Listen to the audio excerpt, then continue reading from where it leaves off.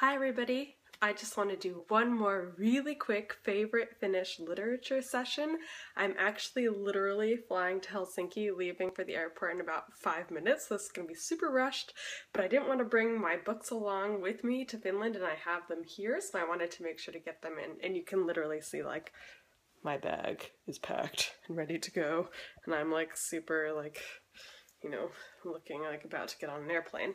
So this is like these are three of my favorite books in the whole world, and they are by a Finnish author who's very famous in Finland, but I think actually not super well known internationally. His name is Väinö Linna. You can see some of the Finnish language letters there. Väinö Linna.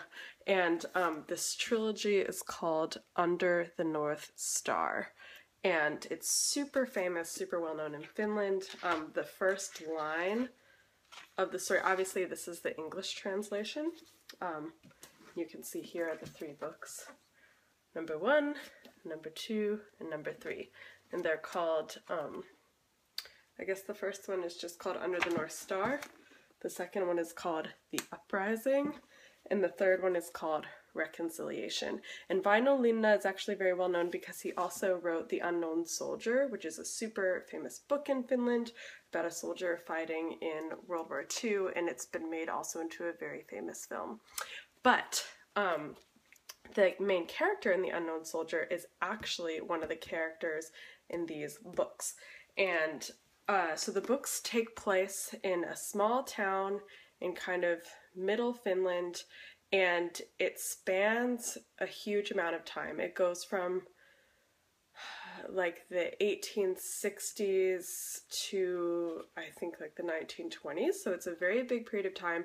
It was a super significant, tumultuous time in Finland. Many wars were fought, including the Finnish Civil War between the Reds and the Whites. And so through these books, which are incredibly well written, I would actually really compare him to Tolstoy in the way that he just sets like this super rich landscape of characters, and he describes things super well, and I feel like he taps into a lot of like basic human things, but he shows them in very subtle ways. And like I said, just like a fantastic writer. And I mean, obviously I'm reading the English translation, but I still thought it was super good. And the nicest thing is that you follow this community through this super tumultuous time. So you start with Jussi and his wife Alma, but then by the end of the book, you're interacting, the main characters in the story become their children and then their grandchildren and all this stuff. And so the super nice thing is you have a whole community of people, all of whom you get to know, and then you get to know their families by generations. So by the end of the books, you know, you just, side character will be mentioned in something, but not only do you know that side character as a person, but you also know that side character's parents and family history and all this stuff. So it's just like, I cannot recommend these books enough. And so again, the first line is super famous in Finnish. Here's how the book starts. So you can throw this around if you want to seem like well-known with Finnish culture. So it's chapter 1. In the beginning, there were the swamp, the hoe, and Jussi.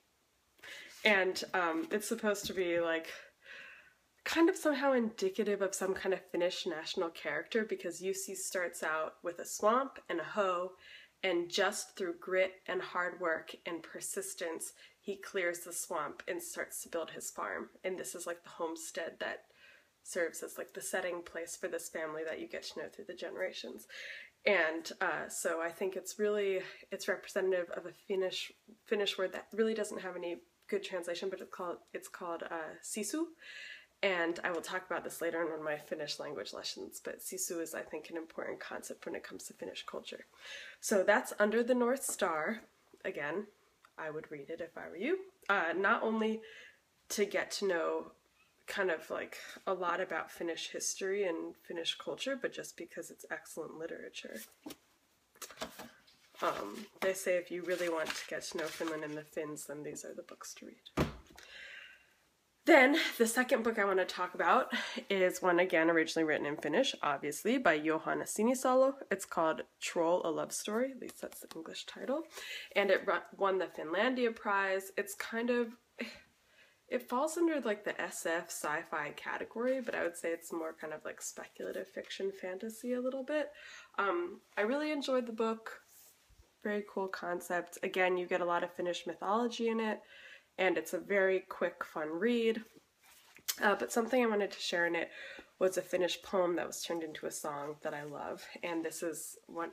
It's actually kind of hard to find the English translation, so I'm going to read it to you. It's called Goldwing and Troll. When the sun had done his run, one sister sunray, Goldwing, lingered on. Dusk crept through the greenwood, Goldwing flared her wings to flee away, when up woke Troll and came to meet her, creeping from his hidden cave. Not before sundown dare he greet the earth from out his daytime grave. She stared, and he stared.